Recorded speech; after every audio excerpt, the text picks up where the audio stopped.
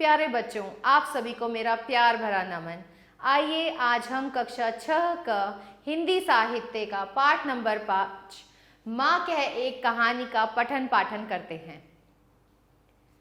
प्रस्तुत कविता माँ बेटे के संवाद के रूप में है। तो ये एक संवाद है, महात्मा बुद्ध के जीवन से संबंध रखती है। इसमें उनकी पत्नी यशोधरा पुत्र राहुल को कथा सुना रही है। इस कथा में महात्मा बुद्ध और शिकारी के बीच का विवाद हो जाता है और बात न्यायालय तक पहुंच जाती है। कहानी सुनकर माँ राहुल से प्रश्न पूछती है कि वह किसका पक्ष लेगा। तो आइए बच्चों शुरू करते हैं इस कविता को। माँ कह एक कहानी, बेटा समझ लिया क्या तूने मुझको अपनी नानी। तो यहाँ पर बच्चा माँ से जिद कर रहा है कि माँ सोने से पहले आप मुझे एक कहानी सुनाओ। तो माँ कहती है कि बेटा कहानी तो नानी सुनाती है, तो तूने क्या मुझे अपनी नानी ही समझ लिया है। कहती है मुझसे यह चेटी, तू मेरी नानी की बेटी। कह माँ लेटी ही लेटी, राजा था या रानी। माँ कह एक कहानी।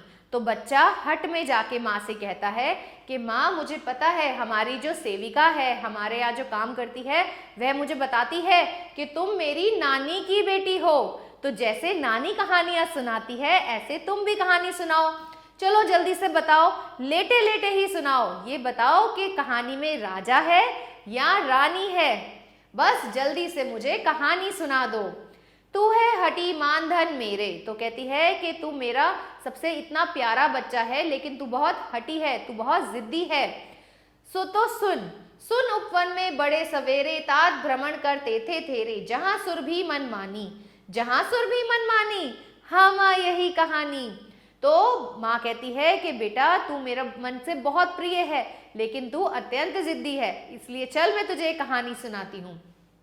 तो वो कहती हैं एक दिन उपवन में, एक दिन वन में सुंदर से बगीचे में तुम्हारे पिताजी, तात मतलब पिताजी, सुबह भ्रमण कर रहे थे। तो वहां पे वो भ्रमण कर रहे थे। वो जगह कैसी थी? वहां पे चारों ओर फूलों की खुशबू फैली हुई थी। सुरभि का मतलब होता है खुशबू, मनमानी फैली हुई थी। तो वहां पर फूलों की खुशबू फैली हुई थी। तो बच्चा उत्सुकता से पूछता है, माँ फूलों की खुशबू फैली हुई थी? हाँ हाँ मुझे यही कहानी सुननी है। वर्ण वर्ण के फूल खिले थे, झलमल कर हिल बिंदु झिले थे, हल्के झोंके हिले मिले थे, लहराता था पानी, लहराता था पानी। हाँ हाँ यही कहानी। तो माँ बताती है उस उपवन में सुंदर सुंदर फूल खिले थे।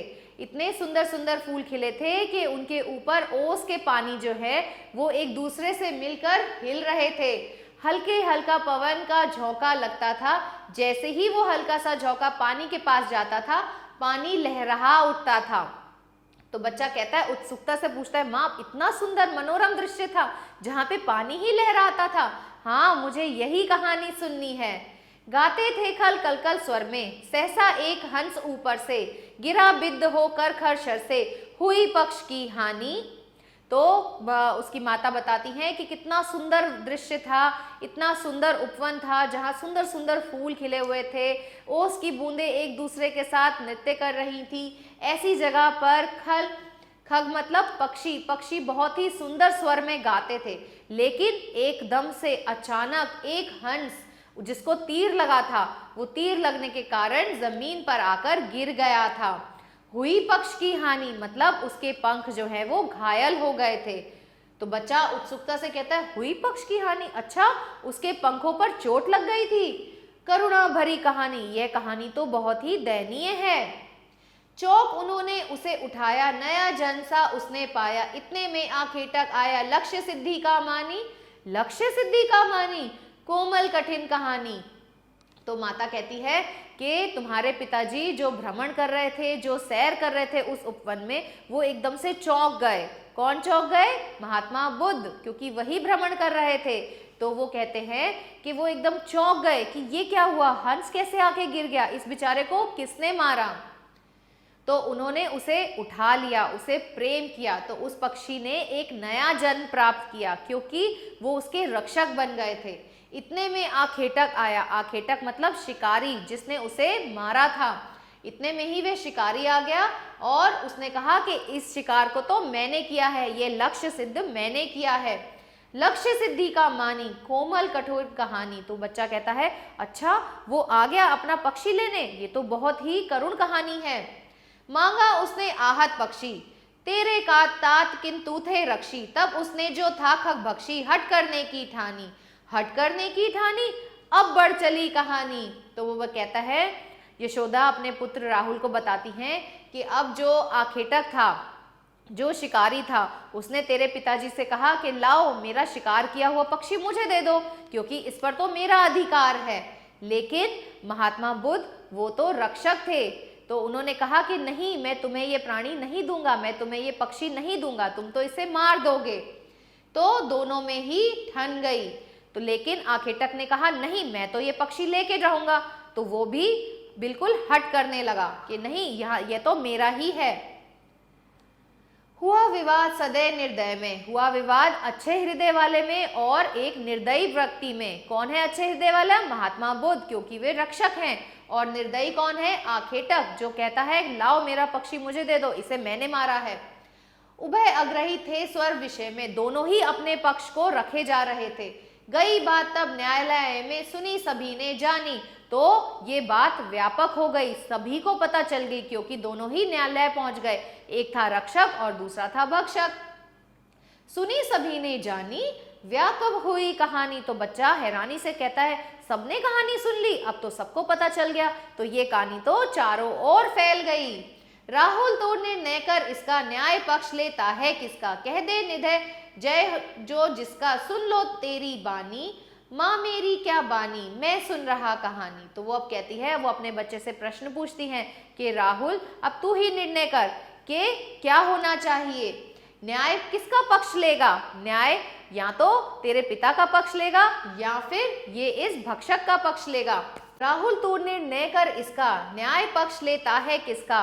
कह दे निर्भय जय जो जिसका, सुन लो तेरी बानी।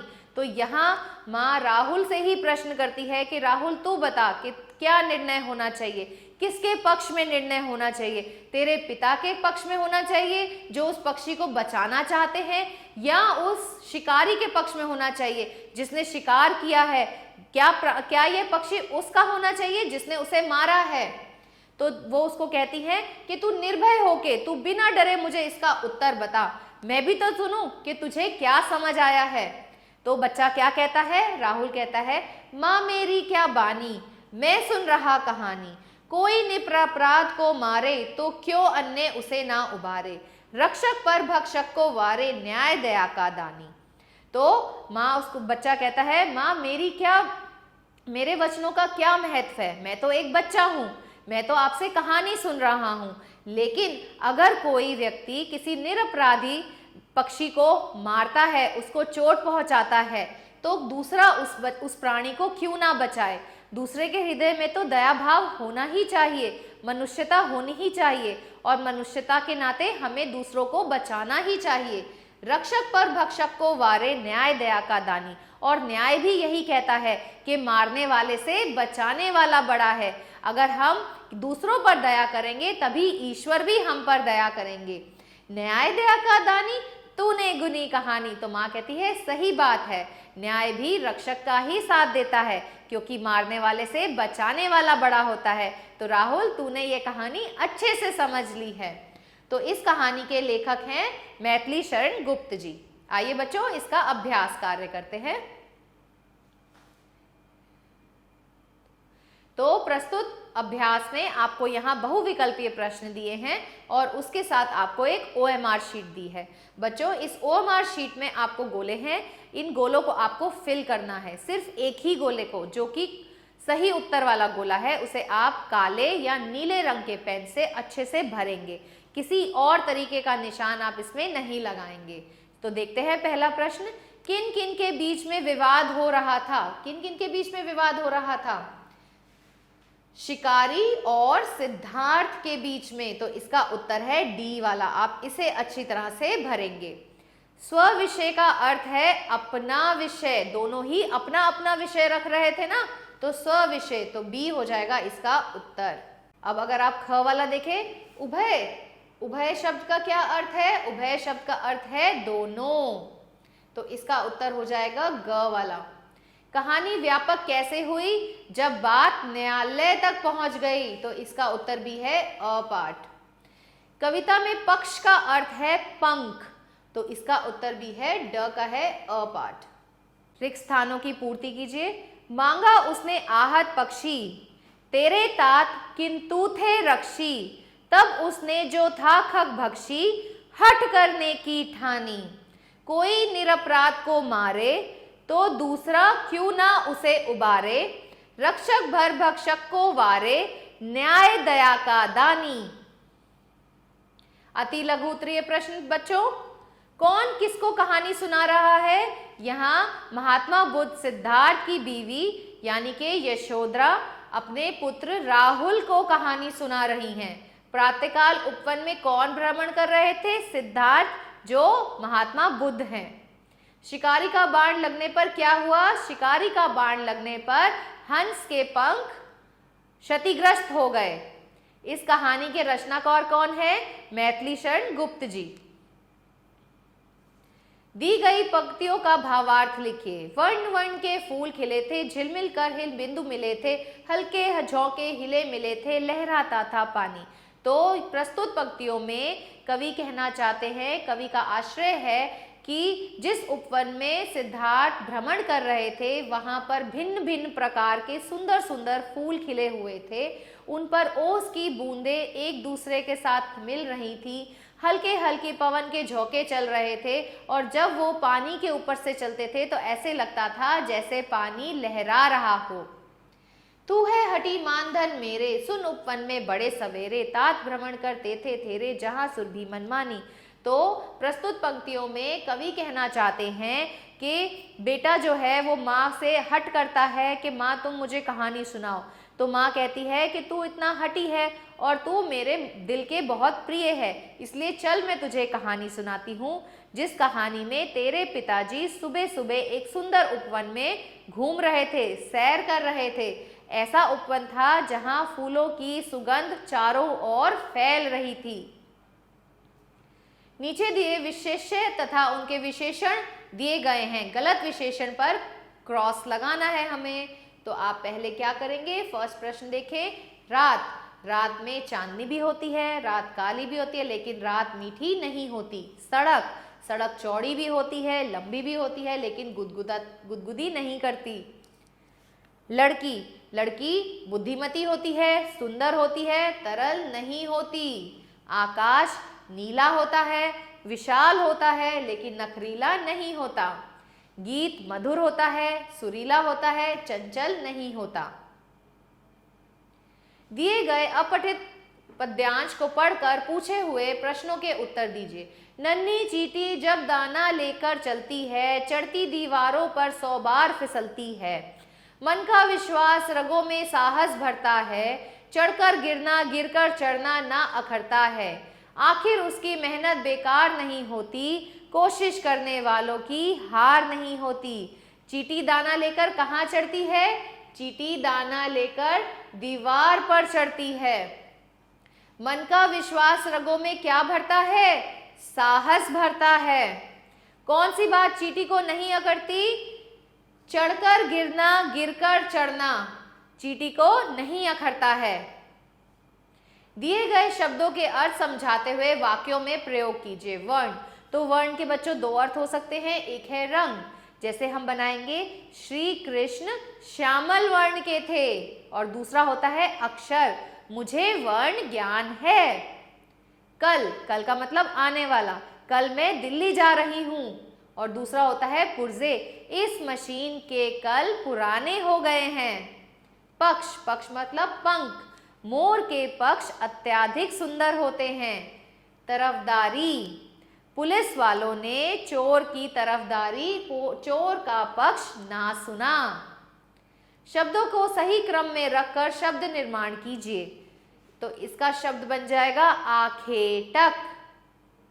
कौतूहल, इसका बन जाएगा निरपराध, न्यायालय। इसी के साथ हमारा यह पाठ समाप्त होता है बच्चों। आशा करती हूँ आपको यह अच्छे से समझ आया होगा। मिलते हैं अगले पाठ में, तब तक के लिए गुड बाय।